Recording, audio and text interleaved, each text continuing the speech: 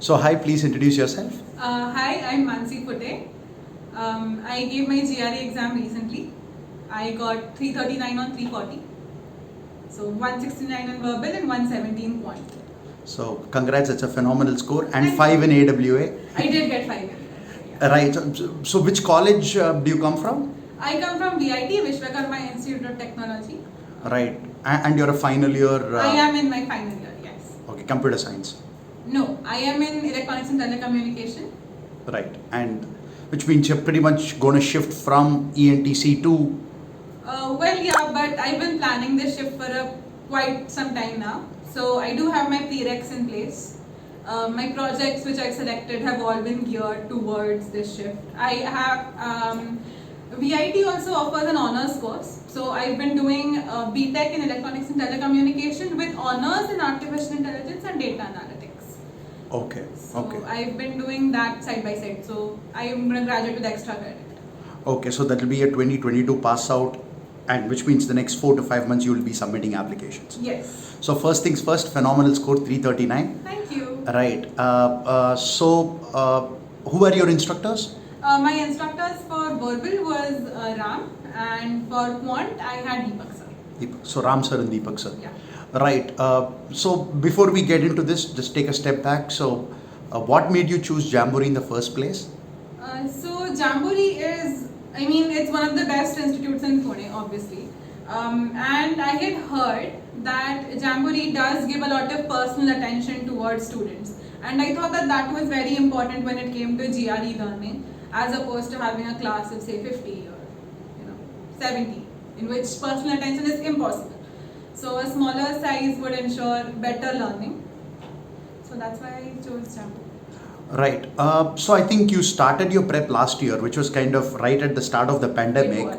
and there was transition happening from classroom training to online classes. And I think you learned on the Zoom platform, correct? I did. So how was your learning experience doing things online, especially that in India we are so used to face physical classes? I think that my instructors handled it very well. I mean, obviously most of the credit goes to them. We had multiple PowerPoints, PDFs in which they had questions. Then constant feedback was asked that are you with me? Because in person teaching, it's very easy to see people's faces and see whether they're actually understanding what you're teaching. But that's one of the major hurdles I think teachers face in online. Like you don't see people's faces.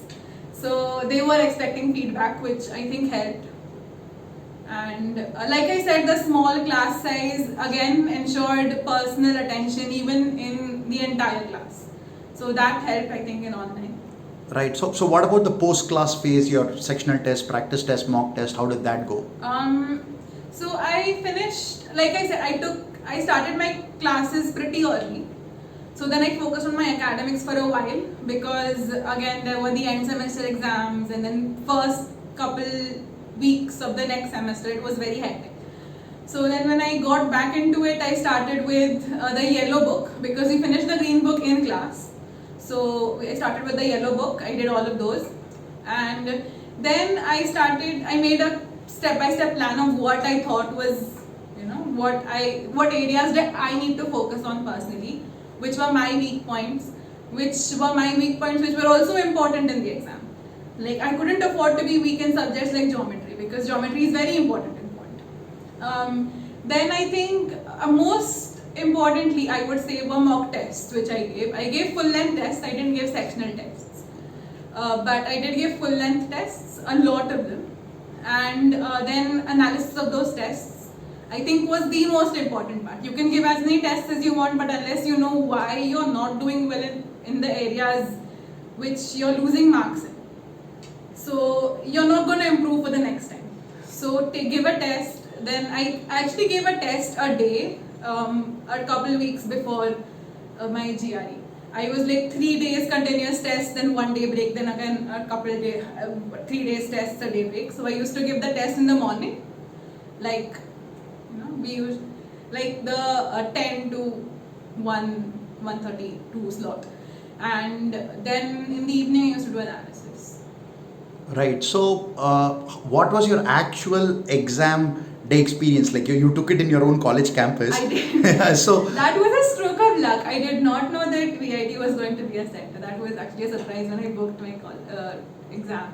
But it was a very pleasant surprise, you know. so were you nervous? Or were you like, because slightly familiar environment? Were you like, okay? I'd given approximately 8 to 10 tests in which I'd scored well. And I had known that I had focused on the parts which I was lacking in. So I don't know. I was pretty confident going in. I was like, see, you've done what you could do. You know, like right now, stressing out right before your exam isn't gonna help it. If you know it, you know it. If you don't know it, you don't know it. Like this is it. Like this is the situation in which you have to do it. So if you don't know it, then you don't know it. There's no point in worrying about it, is there? So I don't know. I mean, I done my work. I done my homework, right? And if that wasn't enough, then it wasn't going to be enough. There was nothing I could do at the end of the exam. The only thing I could do was sit there and give my exam, and that's what I did. Like kind of moment of truth. Yeah. So, what advice would you give, prospective test takers? Because a lot of them are confused, some of them are scared with this pandemic, they're a little directionless. So, what advice would you give, prospective test takers? Because high scores are possible if you put your, heart and soul into it. You can still get a good score. So, what would you advise people, who are going to take the exam in the next 2 months, 3 months? What is your advice for them? 2 months, 3 months, right? So it's pretty late. Like this is kind of the situation. This is the home run, basically, the home stretch. This is where you got to put all your efforts, basically. So I would say keep consistent. Consistent efforts is the most important thing, I would say personally. Another thing is I can't tell them everything. A lot of GRE prep is actually very personal. I personally feel that a lot of it needs to be tailored by you according to your strengths and weaknesses, you know. And the guidelines are great. You should stick by them. But if you find something that works better for you, go for it. I would suggest working very heavily on the areas which you do not feel confident in. You know, for me it was vocab. I gave my ETS test, the first test, and I actually did pretty poorly on verbal. You know, like I got 170 in quant, but I got 161 in verbal. And the thing is, I knew that I could do the context. I know what was supposed to be there, but I didn't know what out of those 4 options meant, you know. So I didn't know the vocab, I didn't know the context. And that was unacceptable for me. I couldn't do that. I can't lose marks because I don't know words. That's pretty embarrassing.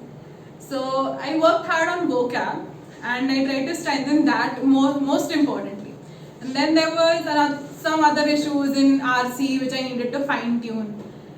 But I would suggest consistency is the most important thing when it comes to GRE prep, is my personal opinion.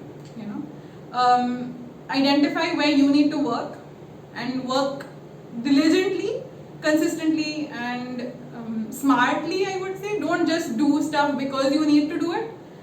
Identify what you're doing, identify why are you doing that, and whether that's going to help you. And that I think is, and don't stress out. I think that's the most important thing. One thing I would suggest, even if you're not going to give it in the next 3 months, like even if it's next week, like I said, my attitude going into the exam was, if you know it, you know it. I mean, if you don't, you don't. You're not going to change anything in the next week, you know. So I would say that, listen, trust yourself, trust what you've done, trust in your efforts, and they'll pay off, obviously. So I think not stressing out and identifying that each question is a new question. Some people say each section is a new chance to prove yourself. I'd say each question is a new chance to prove yourself. Because don't carry past baggage into the future. Right. So now that this is all done, come out the other side, flying colors. So what's your plan for the next 3 to 4 months? Well, now I'll give my TOEFL.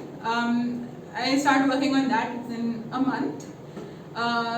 Then after that, I'm actually working on my internship. I have an internship, and then mostly college shortlisting, writing my essays, reaching out to professors, figuring out which colleges do I want to apply to, because that's a pretty important process. So I'll need to work really hard to figure out what distribution do I want my colleges to be in, ambitious, moderate, safe, all of those things. And yeah, so applying to colleges is basically my next plan. And there's a lot that goes into that as well. So it's not going to be that simple. But I suppose the hardest part is through. And that's what I tell myself now. Right, wonderful. Thank you for taking time. Thank you so much. It's a Thank rainy you day so and you've much. come. So we've had a great interaction. Congrats again on the phenomenal score. I wish you all the best. Thank you. Thank